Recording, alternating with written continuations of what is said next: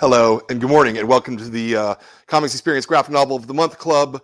This is our comics masterpiece selection, the best comics of all time. And we're for the month of July 2021.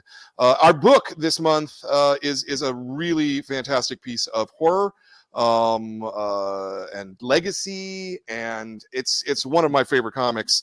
It's Lock and Key. First volume, Welcome to Lovecraft. We are really, really lucky to have with us Joe Hill and Gabriel Rodriguez, who is the artist and the writer, and Chris RYALL, who is the editor of the book. It's one of those conversations where we brought the editor in because that would be a lot of fun.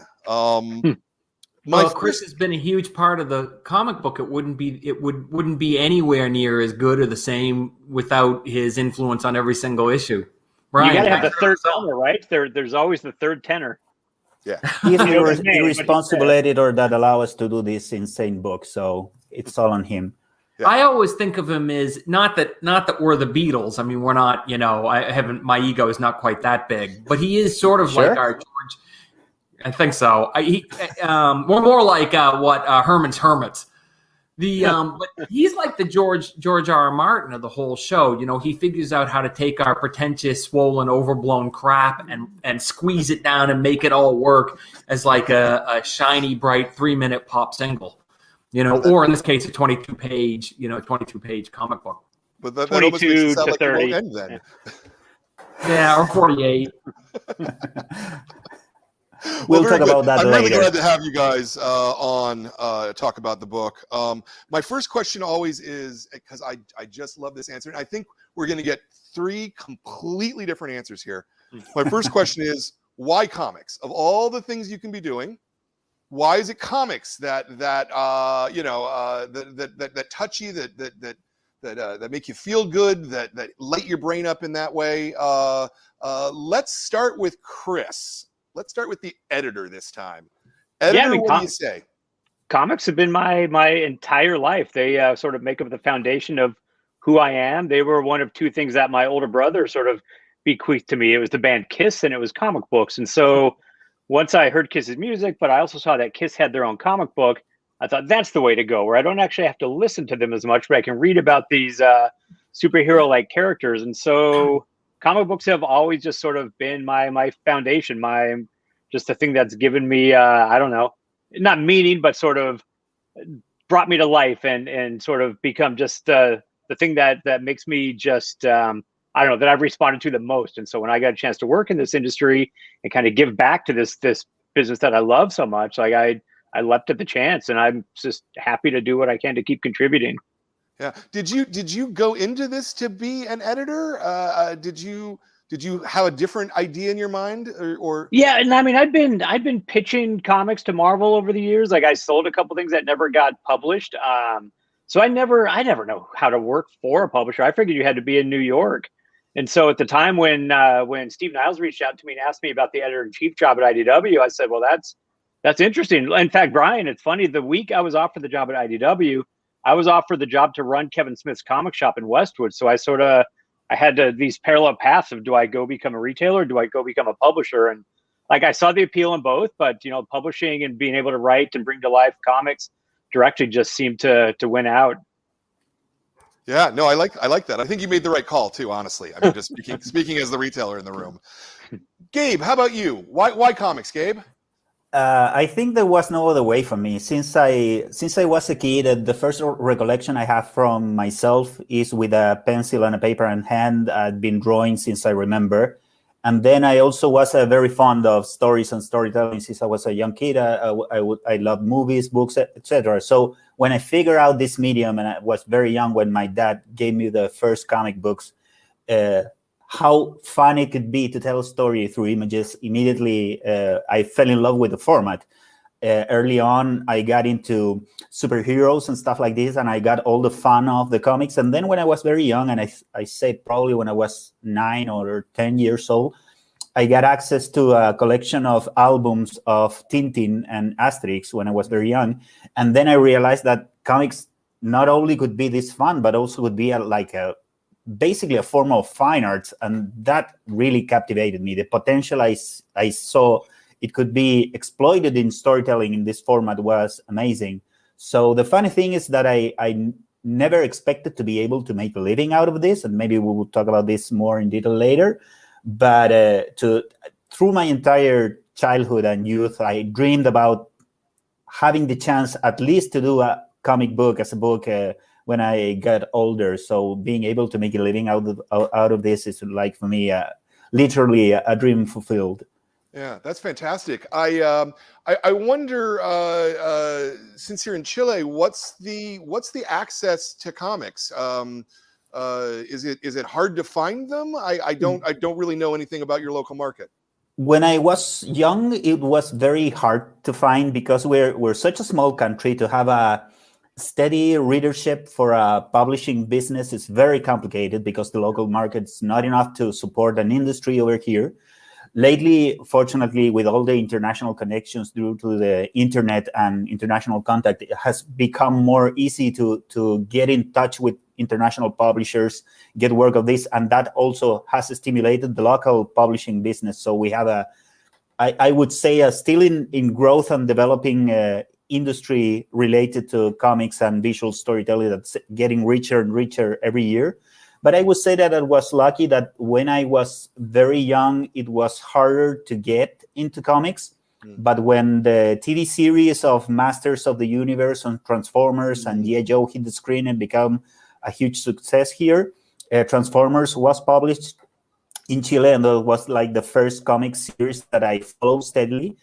And after the 80s and mid-90s, we started getting the Spanish editions of the Vertigo line. So we got access to stuff from Alan Moore and the entire Sandman series. I was able to collect the Sandman in the Spanish edition almost entirely, getting it from the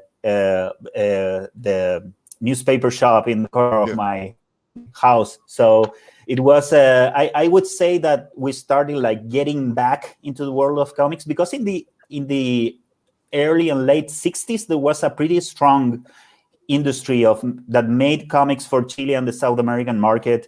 They did a lot of like cowboy and science fiction comics and published a few stuff from, a few things for Marvel and DC, but also like comics for children and Little Lulu and stuff from Disney. And that all got lost in the 70s, and we got back to it I would say, in the 90s. And from 2000 on, I'd say like people got really into this, and a few of us that started working for international publishers sort of brought attention to this medium again. And when I started working with IDW back in 2002, when it was my first professional assignment in comics, I would say that we were probably 2 or 3 people that worked for a comic publishing company here in Chile. But right now, I'd say it's probably a couple dozens of steady professionals working steadily in this medium right now for different publishers throughout the world. So many terrible things happened in the 1970s. You know, comics dried up in Chile and Rush started releasing albums. Sort of like the sun going out. I'm not going to get into that rabbit hole with you, Joe. I want one last little follow up there, Gabe. Are there comics? There have to be comic shops, I'm assuming, at least in the big cities. And okay. Yeah. We do have a specialized comic shops right now, and also and now it's even easier after the COVID thing that you can buy comics and get it dropped into your home by delivery services. So, but I'd say probably 10, 15 years ago, we started having the first shops specialized in comics, and we even have a store that has been nominated to the Eisner to the best retailer award. So that's Shazam Comics. We're very proud of them here in Chile, and they gave you access not only to American comics but a lot of European stuff, and also manga and Japanese stuff is very, very successful with kids over here. Excellent. You know, I love visiting comic stores. And, I love American comic stores. Every independent comic store has its own unique flavor to it. But I love seeing the international stores, too. That can be even more, weird and wonderful. I'd love to see the comic stores in Santiago. Yeah, that's another great reason that you should come over here to Santiago once, because I know you'd love that those stores. I was going here. to say, I get to visit a store in Santiago, and it's one of those things where no matter where you're at in the world, finding that local comic store just sort of helps you get your bearings. Totally plant your feet and both experience the familiar and the exotic at the same time. See the comics you love through a new international lens. Chris and I went to one of the greatest comic stores in Amsterdam not too long ago. A comic store? An amazing comic book store. There was this red light out front, so we figured this must be selling comics. It's an amazing comic book store, but I'm being completely serious when I also say there's a 9-foot penis statue right outside the doors. And it was literally one street away from the red light district, and I was just glad I didn't grow up there as a teenager, because you've got a little money in your hand and you've got the real angel and devil on your shoulder. Do I go buy comics or do I peruse other great fare? way to test the strength of comics. It was great. It was great to ask directions, to the comic store, because they tell you, just follow the canal, 3 blocks, and then turn left at the giant penis. You can't miss it. And they were right. You really can't. Yeah. So let me ask you, Joe, that same question: why comics? And I for you have a successful career as a prose author. But I was a comic book guy first.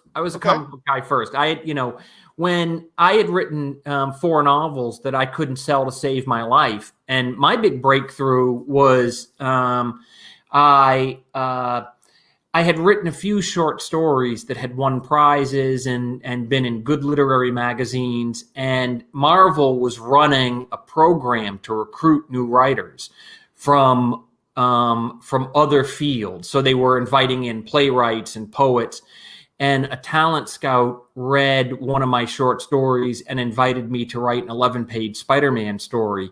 So I was writing for Spider-Man before I ever managed to sell a novel to anyone. Interesting. I didn't know that at all. Huh. Yeah. Did it get published, or? It did get published. The Spider-Man Unlimited number 11. It's probably I don't mind saying it. It's probably my worst published piece of work. It was saved only by the brilliant art of the late Seth Fisher, who managed to make all my lame jokes sort of funny. He almost saved me from myself. And he was just a terrific, brilliant talent that was taken far too soon, died as a young man. But I actually had the pitch for Lock and Key before I finished writing Heart-Shaped Box, which became my first novel. And I did send, the pitch was a proposal that I sent to Marvel and DC. I think Dark Horse had a pass at it, and they all turned it down.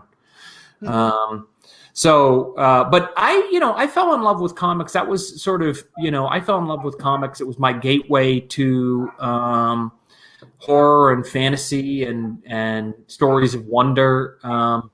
When I was 6 or 7, my father would read me stories from a Marvel collection called Bring on the Bad Guy. And those were my bedtime stories. Other people got Grimm's fairy tales, and I got the Dread Dormammu. Right. That's interesting. I wanted to ask about that. That's the book. That's the book. And it says, I love how it says, by Stan Lee. Yeah, I know. Yeah, there's some other artists involved, but whoever really cares about the artist? I love the fact that you have that at your fingertips, Chris. You didn't even have to go and find it. It was right there. How they put Gideon's Bibles in hotel room drawers? I sort of keep copies of these books in every drawer. Oh, that was another great one, man. I just love that one. Origins of Marvel Comics is a great one. Yeah. People forget too, how much those, Stan Lee and his collaborators, Jack Kirby, Steve Ditko, the great artists of that period, people forget how much those do play like straightforward moral fables, that it's, it's Peter Parker's self-centeredness that lets Uncle Ben die.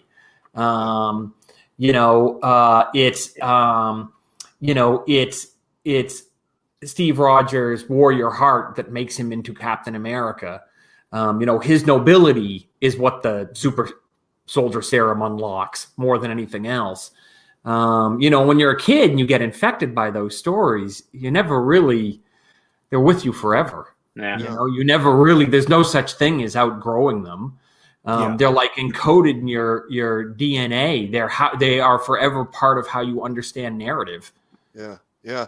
And I imagine that if your first, you know, sale is a Spider-Man book that really must have felt really cool to you, your inner 8-year-old. Yeah, it was. Well, I had sort of gotten to a point where I had spent 10 years writing novels I couldn't sell. And I had reached a point where I thought, I guess I don't have a novel in me. You know, I always thought I'd be able to do it, but it turns out, you know, I took my swings and I didn't make the cut. But I knew I could write a short story. I knew I had it in me to compose a pretty good short story that people would enjoy reading. And I thought I can take that ability and translate it to comics. And, you know, it was my dream to be a novelist. But if I wind up writing Ghost Rider instead, that could be pretty cool. That could be completely, you know, a completely satisfying fate. So I didn't feel disappointed. Like I was, you know, settling for second best. I felt like I had lucked into something, this incredible opportunity that was exciting and would let me do something that I thought I could be good at.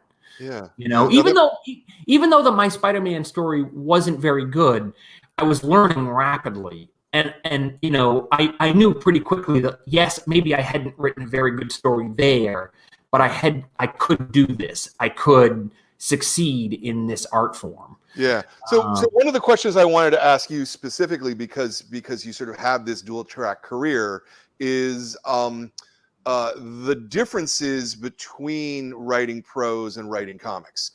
It seems to me that the very structure of it is entirely different, right? That you know, comics are largely about the page turn and about the boundaries of the page, you know? Yeah. You have a limited amount of space to tell your story. That isn't true in prose. Even if you're writing short stories, you know, it's an arbitrary limit, right? It's not a hard limit like it is in comics. Can you talk about that maybe a little bit? Yeah, I mean, the structure of a comic book, comic books have secret rules to them. They are almost as formal as writing a Shakespearean sonnet. And like a Shakespearean sonnet, there's tremendous flexibility there, tremendous power. It's like I heard a thing once where it said the strength of the genie comes from the limitation of the bottle. And that's kind of how I feel about comics as well, that within the very tight restraints of the comic book form, almost anything is possible once you learn how to manipulate and use the form. In terms of the difference between writing prose and writing comics, writing comic books are a lot more fun. And I feel when I'm writing comics that I'm at my absolute best, which is one of the reasons why I try not to do too much in the comic book field, because I feel like it would be too easy to slip away and just only do comics. And I want to push myself, you know, I do the novels or screenplays or whatever because I want to get out of my comfort zone, you know, and do what's, you know, what I find, you know, do what's hard, what doesn't necessarily come natural, but can have another set of satisfactions. But I just love writing comic books. I mean, when you're writing a novel, it's very lonely and isolated. You know, you go into a little room by yourself for hours every day, day after day, and listen to the voices in your head like a mad person. And writing comic books is the closest I'll ever come to knowing what it's like to be in a rock band with like a gang of brothers, you know, and you feel this tremendous, when it's all going well, you feel this tremendous energy.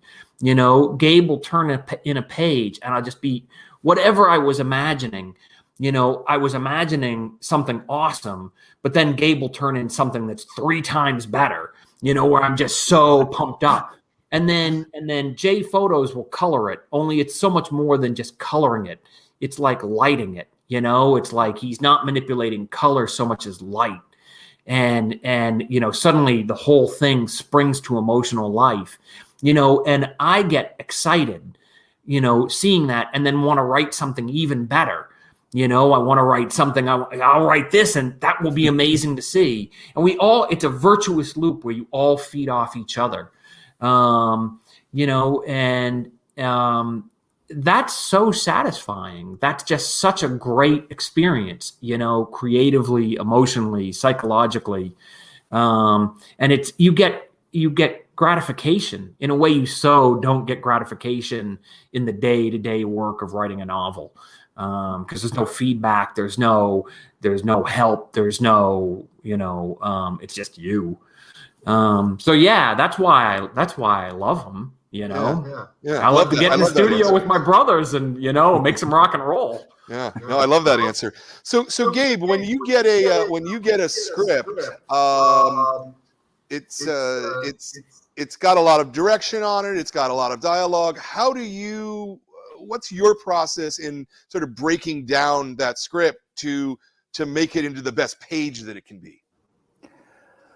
Well, one of the things that I like to have when I work with a comic script in any given project is that if I'm lucky enough to have the script like weeks or months ahead of start drawing, that's the ideal scenario for me, because the thing I want to do first is read the script a couple times over and over, and then let the scenes like start to develop inside my head. Not as much in terms of how I want to do the drawing, but in terms of how I imagine the entire scene, how the world of the story looks like, how's the mood, how's the environment, what would I need to design to create the context for the characters, how would the character move inside in a different scene, how did you get the difference between the different characters. I try to have all that thought period for a couple of weeks before starting drawing. One of the things that I do daily in my daily routine is to go off running a couple hours or doing some exercise in the morning. And in that time, I'd like to have the creative engine start working, but mostly trying to think about the story needs and the character needs and the world building needs before starting thinking on putting that down on drawings.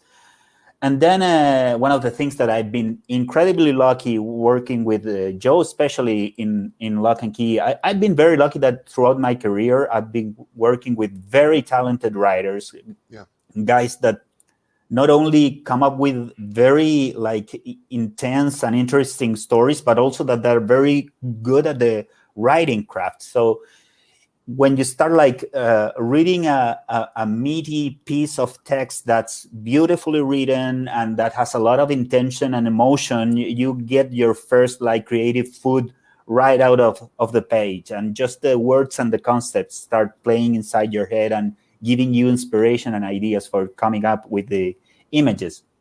So then after like a few days of thinking a lot about what you want to tell through the pages, because one of the things that I've been telling to my colleagues or people when I do like little presentations about my work and stuff like that, is that the role of the visual storyteller in comics is this is like working in a book with two people, in which one, the writer gives the voice and the pacing to the story, and the artist has to build the prose of the story through images. So I tried to do exactly that. I tried the images to come up with all the information that the reader will need to understand and feel and get into the story that the printed words are not able to give them. And in that way, I tried to make, because one of the things, and I think you, Brian, mentioned it, it's that the hardest thing and the biggest limitation that comics have is a space. It's a space for storytelling. You have a very few amount of pages, a very few amount of frames for every page. And the thing is, how do you figure out how much you need to put it into that limited space to give the story as much room it needs to breathe? Yeah. And that's sort of what I try to come up when I turn the ideas and the story into visuals.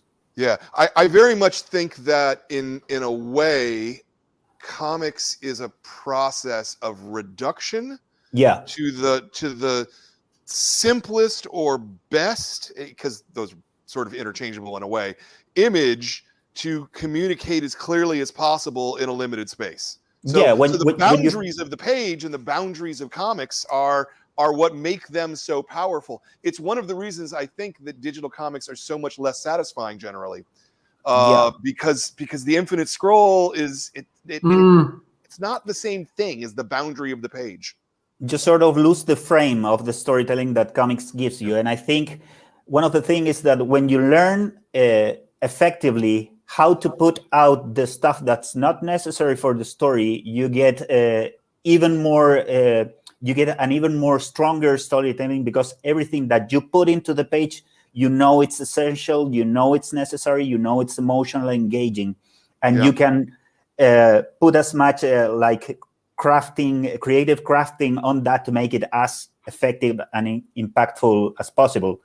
And that's something that when I got the very first script of Lock and Key in my hands and I started reading that, I remember very vividly, it was in a bus in the road home from one of my early offices back home. I just printed the script right before heading back home to be able to read it on the bus. And I started reading that. I was amazed a couple of days or weeks after that when I figured out that Joe never wrote a comic series before, because even though I watched throughout the years how Joe has kept polishing his skills as comic writer, the amount of intuition he had for storytelling and the mastering he had of the comics narrative tools were absolutely impressive. When you read that very first script, it felt like written by a guy that has already like 10 years writing comics on his shoulders. So then you realize how natural talent blended with a strong like crafting discipline can get you to. It was very impressive. Yeah, no, I see that. Chris, I want to ask you about being an editor and the alchemy of writing and art, and how do you help creator teams put that alchemy together? Because I kind of don't understand your job in a way. Yeah, I'm trying to think of the best way to sort of formulate a response to that. I mean, part of it is knowing when to get in the way, knowing when not to get in the way. Yeah. And part of it is just sort of, I don't know, looking at all pieces of the process and ascertaining if that is the best and most effective way to tell the story that the guys are trying to tell, and the sort of most clear and effective way for the reader to be able to receive the story. Because a lot of it, like when they're talking about being constrained by page counts and panel counts, a lot of the storytelling is also the part of the story that you choose not to tell, you know, which I think, sort of going back to Gabe's point about Joe's acumen with writing comic scripts, is as a novelist, you can sort of tell as much of the story as you need to. With comics, you're almost telling two stories. You're telling the story on the page, and then you're deciding how much of the sequence between panels you're going to leave out, and how much of that keeps the continuity of the story, but not feeling the need to include every bit of the story that you might be able to include in a novel. So I don't know. I mean, at a certain point, you just talk through the story. You look at what's being told on the script and on the pages they're turning in. But I mean, there's not a lot of practical editing at this point that has to go into working on these stories. I mean, these guys are pretty expert at what they do. And so I'd say, again, it's sort of injecting yourself into bits of it where you think there's a strong need, but not trying to overstep or not trying to offer feedback just to be heard. So, you know, part of it is just being able to be the first reader and be the first person to really enjoy the story they're telling as much as anything else. Yeah, so I just want to throw a couple things in there, just sort of springing off of stuff that both Chris and Gabe have said. First of all, you know, I process a lot of things through the Beatles, you know, and one of the things that George Martin was good at was telling when the Beatles had a good idea, and then actually sort of being able to figure out how to practically make that work. When John Lennon recorded Tomorrow Never Knows, what he wanted to do was he wanted to be hung upside down in the studio and then spun in a circle over the mic, which was not actually a very practical plan. But George R. R. Martin sort of figured out how to do that with the sliders on the message board, on the recording board, Chris is really good at I can send Chris an email and say, what if we did this, this, and this? And I can tell from his enthusiasm when an idea is good, and from his lack of enthusiasm when an idea isn't. and I remember suggesting in Crown of Shadows at one point that every alternating page would be translucent with the shadows printed on it. So you'd be able to flap it over the page and see the art beneath it with the shadows on top. And it was almost like Chris never even got that email. It was just total. I have a very unique spam folder that takes a lot of Joe's crazier ideas and just moves them from my life. And that was how I was able to determine that, in fact, that idea was not going to get on the page.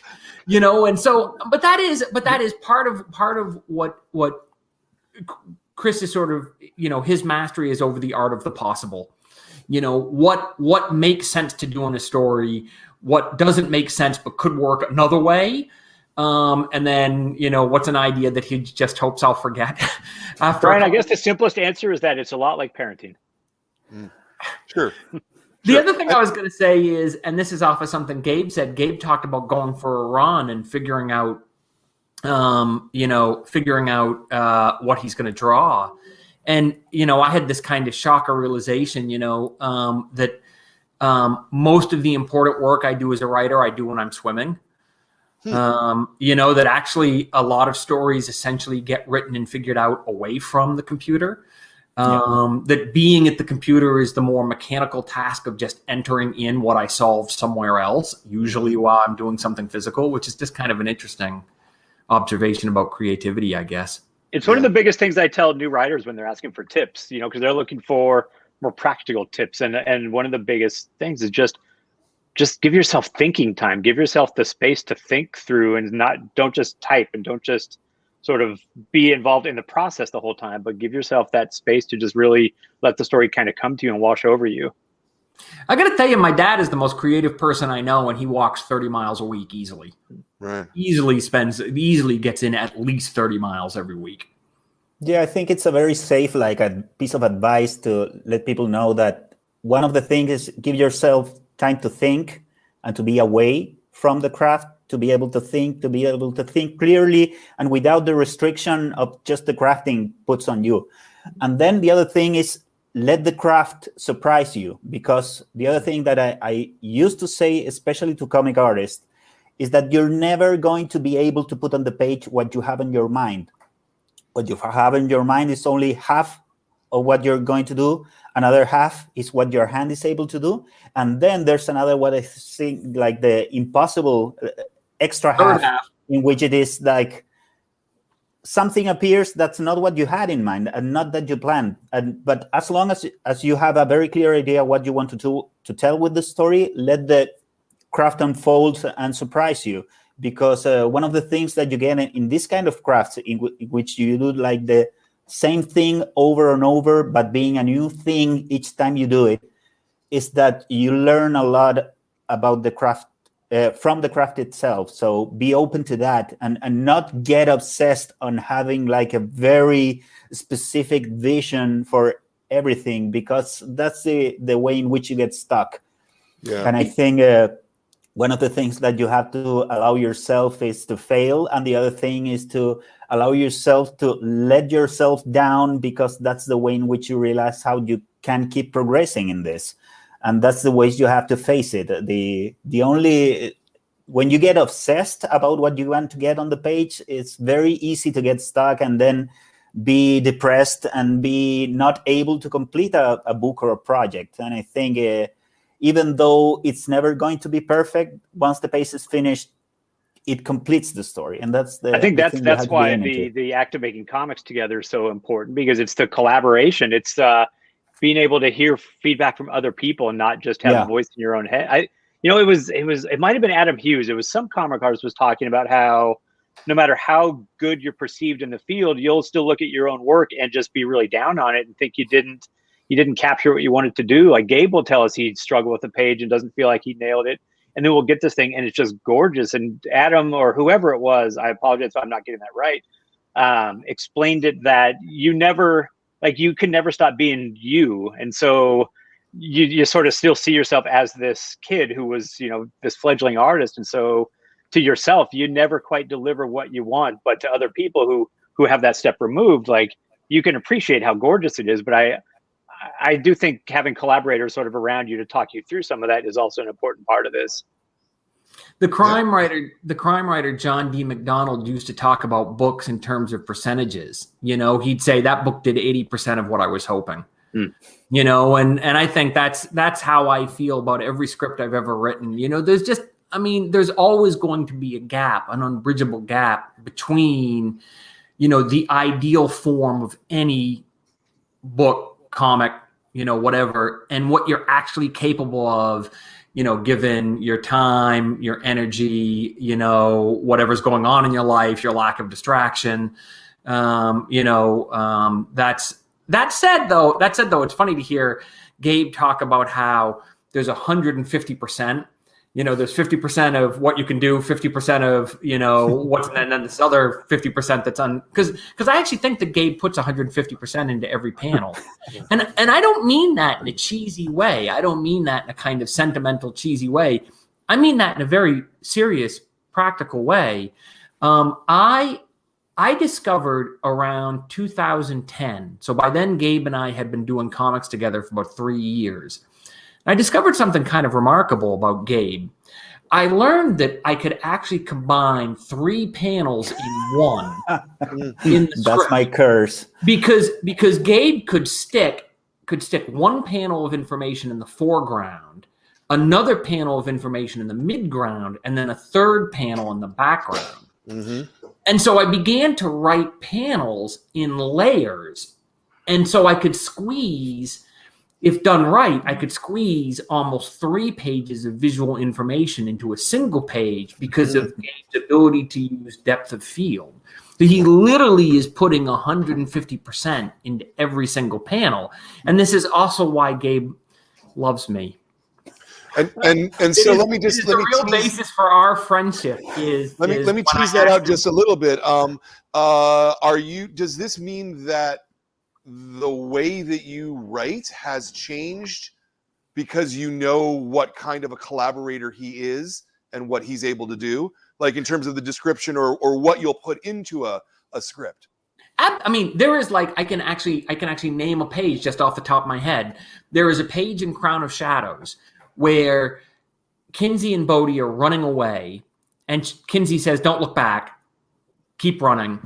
And they're in the foreground. Their desperation, their whole intensity is in the foreground. And then behind them is the house, beautifully drawn, incredibly captured, the house at night as a lonely, isolated place. And then beyond that is this enormous kaiju shadow monster coming around the edge of the house. 3 panels, 1 panel. It's 3 panels of information in 1 panel. And I think that's right around there, right around Crown of Shadows is when I realized, how much Gabe could do in a single image. I was gonna say, Brian, as far as when Joe uses the analogy of the genie and the bottle has always been pretty malleable for Joe. Whether he's asking Gabe to do things that are these sort of Herculean attempts in every panel, but also it's going to be 22 pages. Well, I need 28. Well, it's sort of the rules have always kind of ebbed and flowed as the story required. It is true that the second issue of Lock and Key, Hell and Gone was supposed to be 32 pages. And then at a certain point I was like, wouldn't it be great if it was 48 pages? Yeah. And everyone was nice enough to say yes. So we got a second issue that's 48 pages. And, and essentially the Sandman Universe Lock and Key crossover is 2 issues. That's actually 6 issues worth of material. Yeah. It's actually 88 pages total. Isn't that, what is that? Did someone 80 pages. So it's four good issues. Yeah. They feel like 88, but they're 80. Yeah. Yeah. Yeah. And I want to talk about Sandman, but let me talk about the origin, because we don't have a ton of time. I'm keeping my eye on the clock because I know you've got a limit there. The origin of the book. You said, Joe, that you had shopped it around to other publishers. Yeah. Before it landed at IDW. Yeah. So no one wanted it. Everyone passed on it. Everyone passed on it except for me. I didn't pass on it.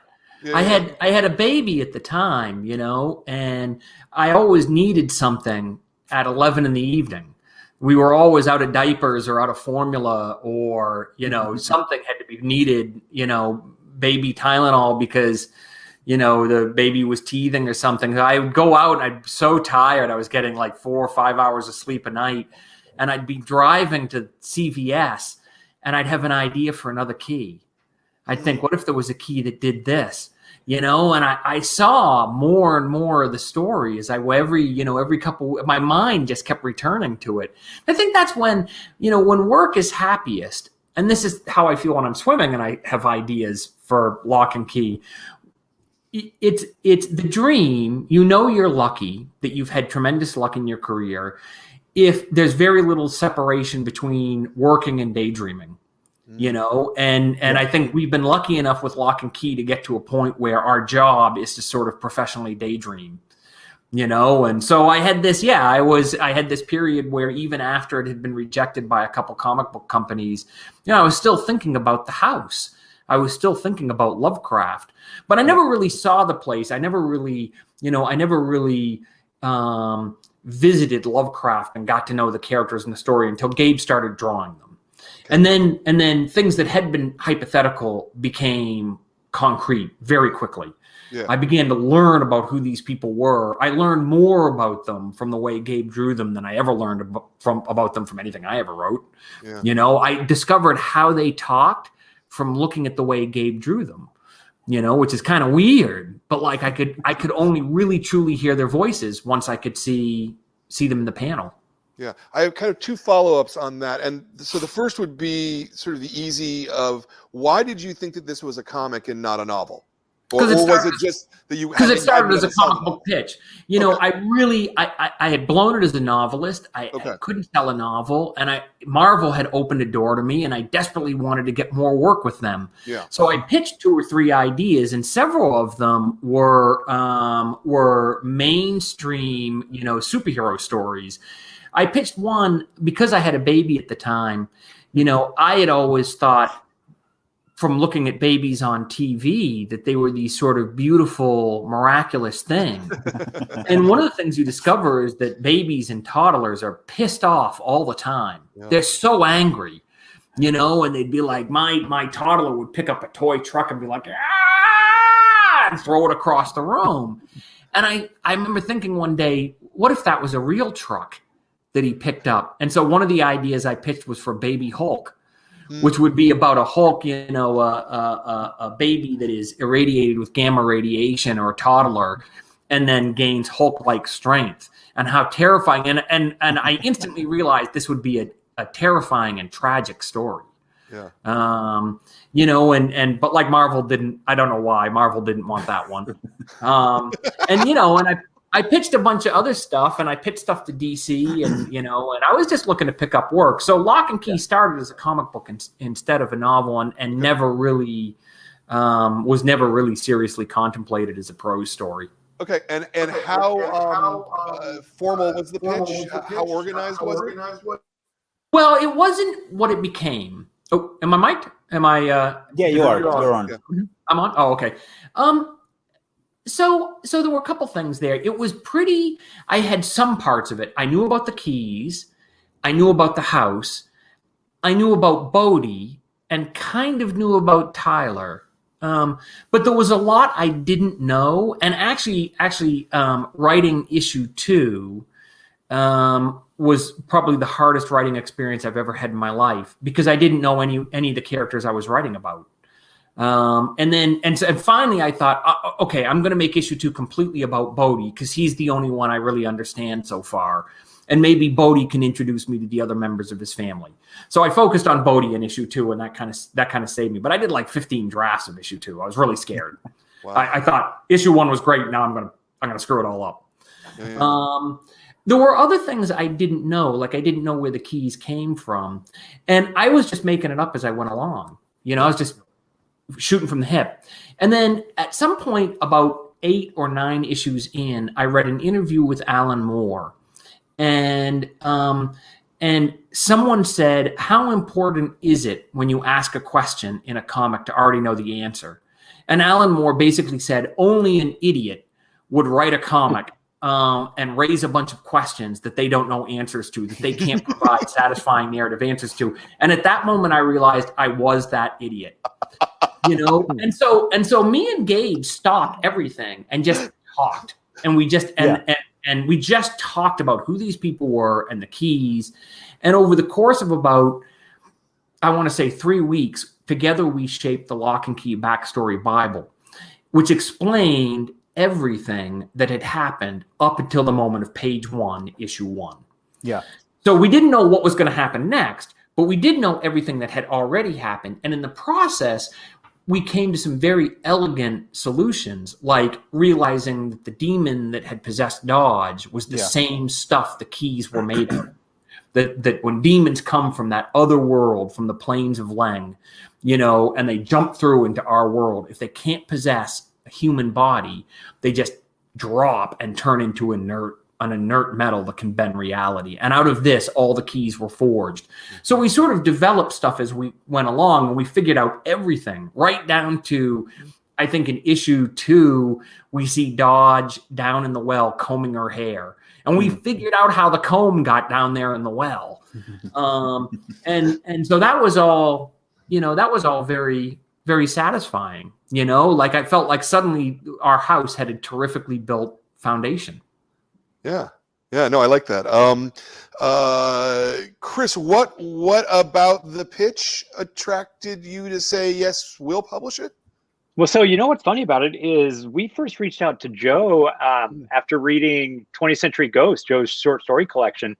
Ted Adams, IDW's founder, and I both read that and just saw something really special in those stories. And so we thought, well, you sort of always proceed lightly with authors because you realize they have a time-consuming day job. And so the first reach out to Joe was just, hey, can we adapt some of these stories to comic form? And Joe said, yeah, I'm not really all that interested in that, but why don't you take a look at this? And now I should say I didn't know that this was a pitch that had been rejected by other publishers. I don't know that I would have taken on other people's cast-offs, but there was really something to it. There was really something magical about the idea of this house and these magical keys and what those, you know, what that might mean for the family that lives in this house. And so it felt like something to sort of dig into a bit more. And so once we started talking about the story, we were also talking about who would be the right artist for this. And Brian, to your earlier question about what my job entails, part of it is making it feel like the writer has say over things that they really don't. Because I knew from the start, like when I first started working with Gabriel on CSI, that he was better than the work he was being given. And so I wanted to make sure that every project Gabe did was a thing that was going to really sort of emphasize his unique talents more and more. And so Gabe had to draw this comic. I knew Gabe had to draw this comic, but you want to present options to the writer so they feel like they have say. And so I presented Gabe samples and then samples from, I don't know, a couple scrubs or people that I just found online, or maybe even stuff that I scribbled out because there was really only one right choice, and I had to make sure that Joe made it, and he did, and so that's where the team came together. You know. Thanks for cheating me up into this job, Chris. I'm going to be forever grateful for that. It's weird and sounds kind of sentimental, but I do think the editor's job is to make a good creative marriage. You know, and I mean literally. At this point, you know, I got married. I married my wife Jillian in 2017, and Gabe designed the wedding ring. You know, and Chris was my best man. That initial introduction led to, you know, a kind of brotherhood, to a friendship for life. That's, you know, meant the world to me. Yeah, which is also kind of an answer to your question about why comics, and why comics is because it's where I've met the best, most inspiring, most creative, most just the kind of people that I just want to be around. And I mean, Joe and Gabe, I think, are the sort of, they epitomize that more than just about anybody I've ever worked with. But the field abounds with people like this who are just so inventive and smart and fun and inspiring. Yeah. It is a great field. I mean, it is just absolutely stacked with wonderful people, amazing, weird, frequently pretty crazy, absolutely bonkers, but just incredible talent with these leaping imaginations, and that's why it's one of the best businesses in the world to work in. It's, anyone who can get a foothold here and, make comics is, incredibly lucky. This is awesome.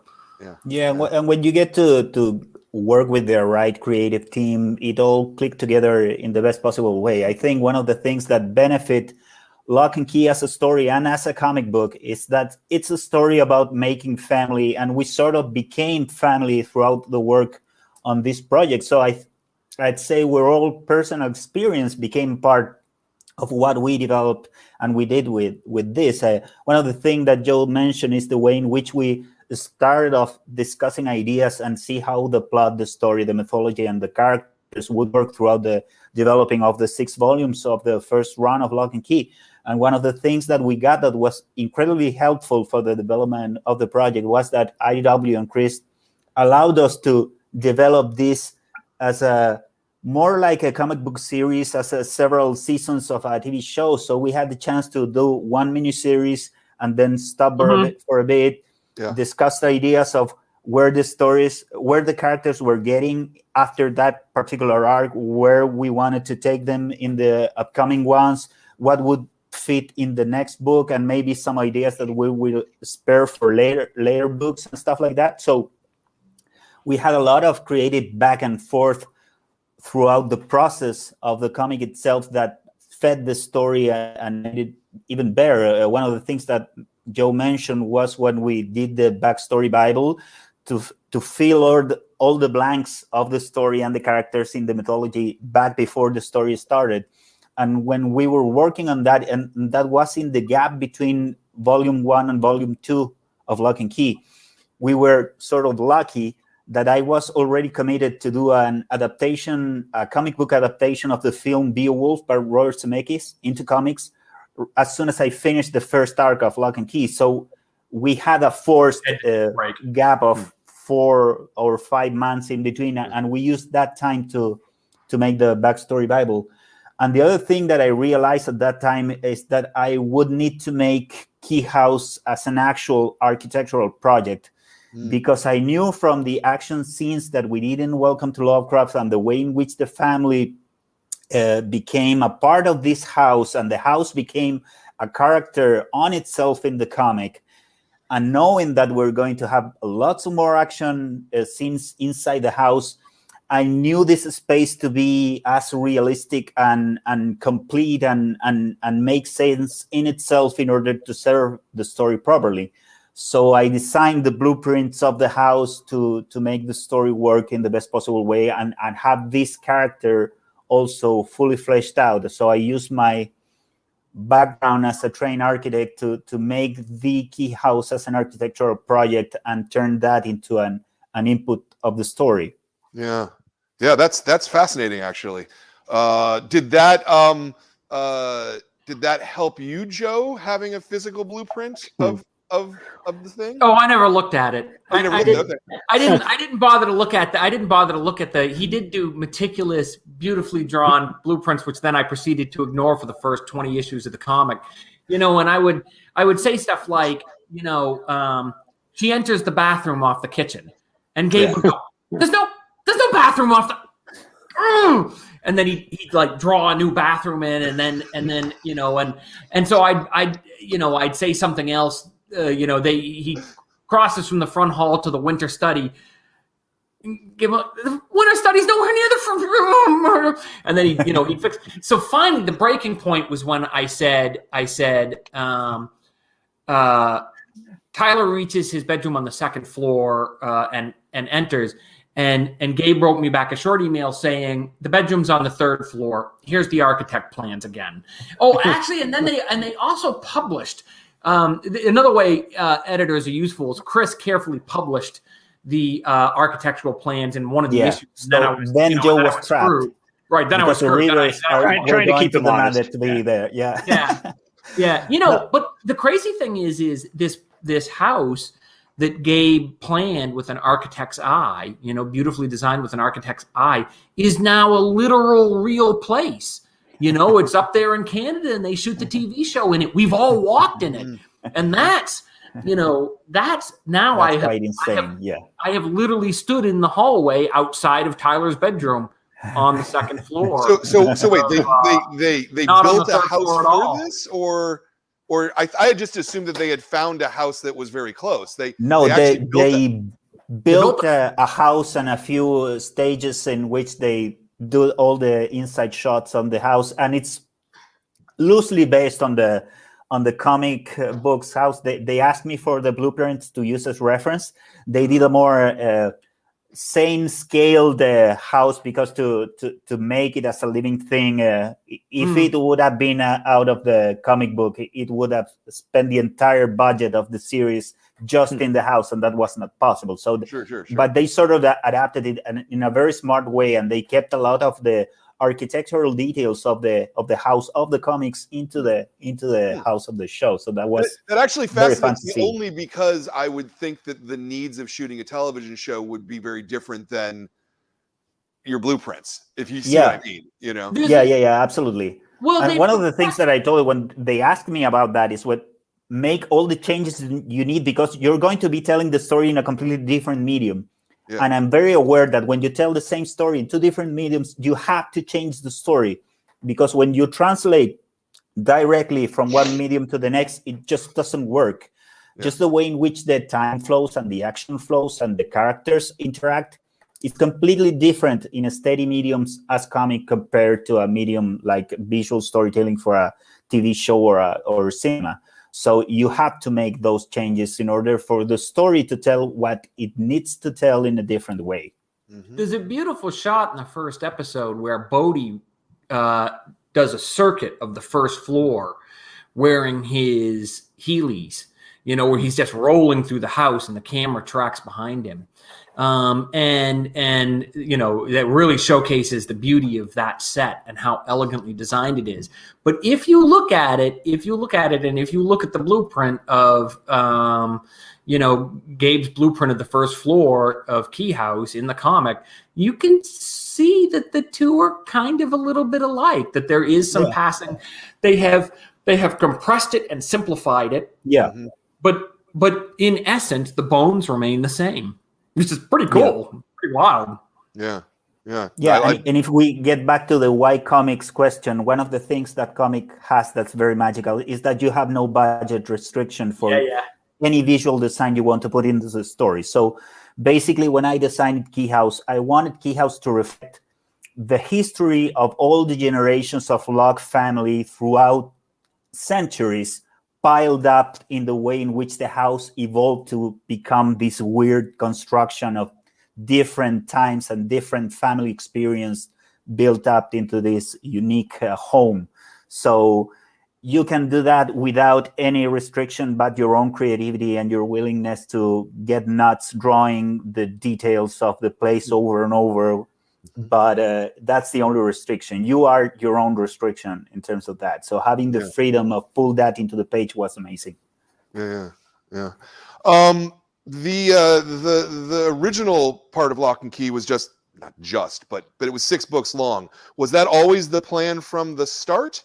The original plan was 6. Yes, 6 issues though. 6 issues. I originally said it was just going to be 6 issues long, and I was only off by 31. Once again, the rules not necessarily applying to Joe, or the rules being malleable. No, I can tell this entire story in 6 issues. Well, I need 6 more, and then just sort of onward from there. I didn't really, but you have to remember that when I wrote it, it was so at that time I had actually written 3 scripts previously. I wrote Spider-Man Unlimited, and then I wrote 2 11-page horror scripts for a comic called it was the Cemetery Dance Comics. Is that what it was called? Cemetery Dance Comics? Because we reprinted one of them. It's a very small press horror comic that published very irregularly. So irregularly that, in fact, one of the scripts that I wrote wasn't actually published until like we were 4 years into Lock and Key. I mean, you know. But so I had sort of had 3 11-page scripts to learn my craft before we started doing Lock and Key. And I didn't really know, I had never done a series. I had never done an ongoing thing. So I didn't really know how long it would take me to tell the whole story. And I just wildly underestimated how much I could do in 6 issues, how much we could all get. But in that way, it was a mistake, but it was a lucky mistake and a good mistake because it made for a better story. Yeah, and I guess the back and forth project, way in which we developed the project sort of got fed by this, because I remember early on when we were halfway through Welcome to Lovecraft, I think it was Joe or Chris who asked me, if this becomes like an ongoing series, would you want to be the artist working on this throughout the entire thing? And I remember that I told them I would be okay to do that because I personally love the comic series in which you have the same creative team throughout the entire series, even though it's a 6-issue or a 50-issue thing.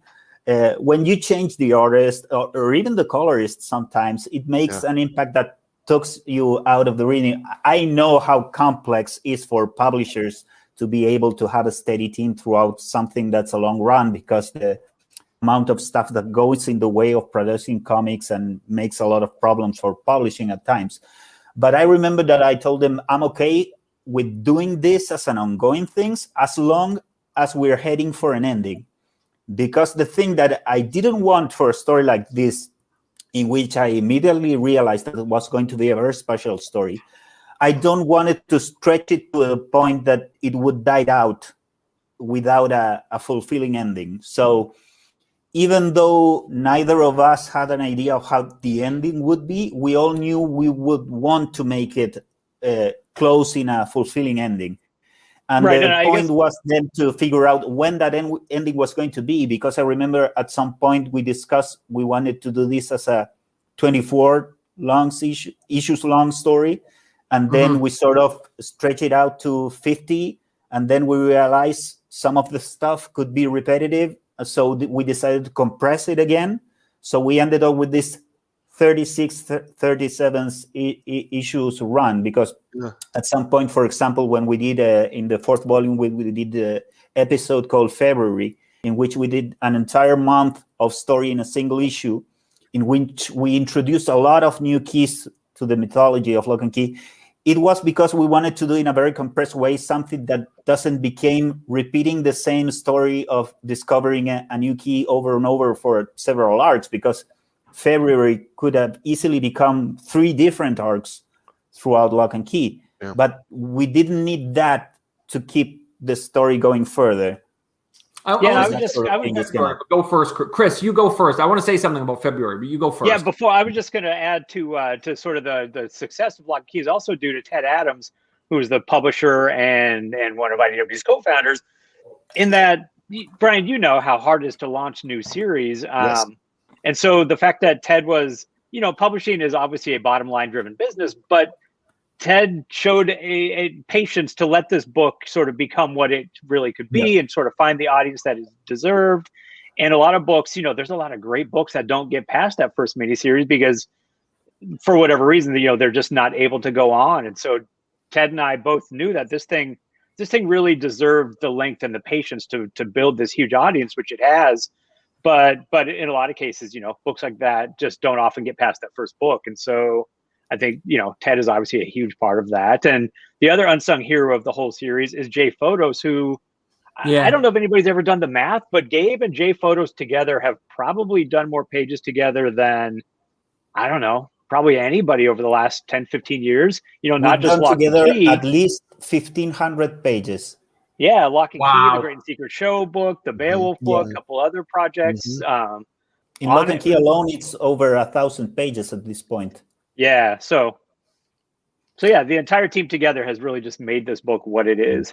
We have done over 1,000 pages of Lock and Key. Yeah, That is including wild. the covers and all that stuff. We just crossed the 1,000 pages mark. Yeah. So yeah. Wow, that is incredible. I was going to say about February, you know, Gabe said he wanted the story to have an ending, a proper ending, you know, to stick the landing. And I thought that was important too. And February was when I knew we were rounding the corner towards the ending.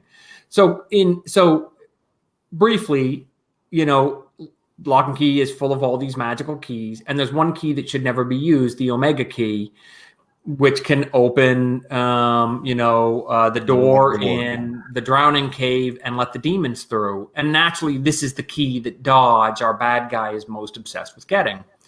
And in Crown of Shadows, Dodge uses one key, the key to the Crown of Shadows, to bring shadows to life.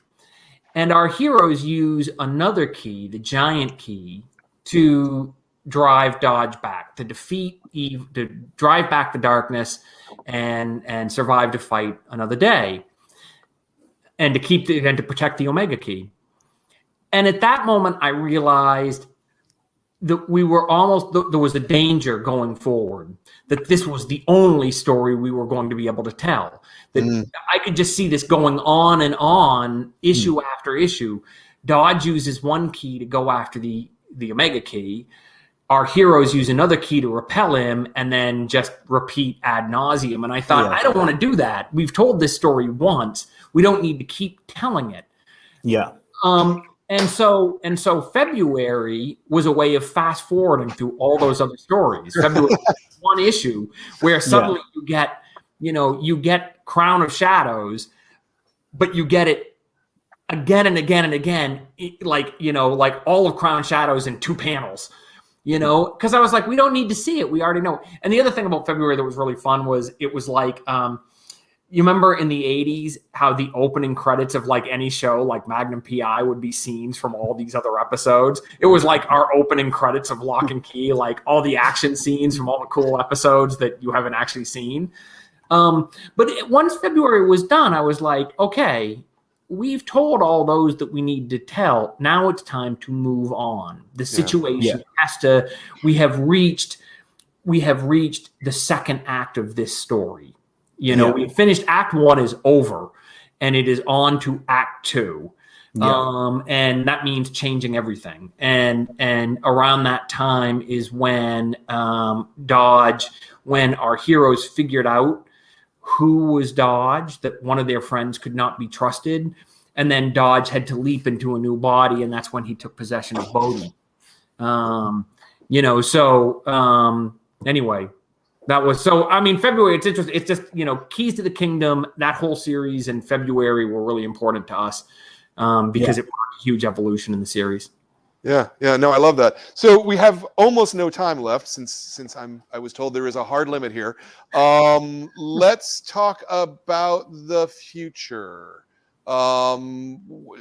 Is there? Obviously we have the second part of the Sandman to still come out, right? Which was fantastic, by the way. I want to say, I said it to them before the show, but I want to say on camera, I really thought that it captured sort of the mood and the feeling and the voices of those characters in a way that really surprised me, because many people have tried to do that over the years and it never really worked, and that you fit it so smoothly into your own cosmology. I was very impressed with this piece of work. So we have the second part of the Sandman coming out. Do you see more Lock and Key related things happening after this, or? I think I see America sliding to a slow building environmental apocalypse and probably the end of commerce as we know it. No, I hope not. No. We'd love to do more. We'd love to do more Lock and Key if the nation isn't drowned or consumed by wildfires. Yeah. I would say that the thing for us has always been we want to stay in this world and with these characters as long as we have a story to tell. And we have discussed with Joe that we do have stories we want to tell about our world through the eyes of the Lock and Key world and characters. One of the things, and especially as you mentioned, the Sandman and Lock and Key crossover, for us, this was a very like magic opportunity. One, to give tribute to one of the stories that certainly made a huge impact on all of us of the creative team when we were younger. Reading the Vertigo comics, and especially things like the Swamp Thing saga and Sandman, was one of the things that made us fall deeper in love with comics and made us fall in love with this new way of facing fantasy and horror stories in a new engaging way for new readers. Certainly there wouldn't be a Lock and Key without previously existing things like Sandman or something. So having the chance to pay tribute to them in a way in which we could say thank you for allowing us to dream our own story, pun intended, in this case. So having the chance to do the crossover with Sandman was great, but also it was because it all came out of a story idea. We started discussing a couple concepts with Joe about a story we wanted to tell, and then throughout the discussion, Joe told me, "What if this story would be told in the universe of Sandman and in the hell of the Sandman universe?" And it was like, oh, it's great to imagine this story we would never be allowed to tell, but it was great to keep dreaming about it. And then, as the years go by, we finally had the chance to tell it in the way we wanted.